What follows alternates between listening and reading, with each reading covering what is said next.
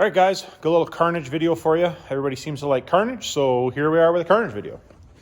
So I've got this engine in for a core. I just bought it as a core. Now the core buyer does guarantee they're good. This one is not good. So that is the piston out of number 6. That is the piston out of number 5. And on top of that, that's not all bad. The cylinder wall is cracked. So this would be classified as a non-rebuildable core. You can fix it, you can sleeve them. But when I buy them as a rebuildable core. That I don't classify as a rebuildable core because I have to sleeve it. And then also the cylinder head doesn't look too good. It's got a little shrapnel.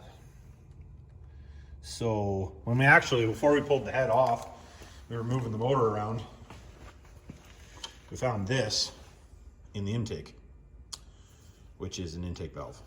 So that was bad. From what we can tell, I think likely what happened was the intake nut, or the nut fell off the intake heater, which I tell you guys always to check on these newer engines. This is a 2018.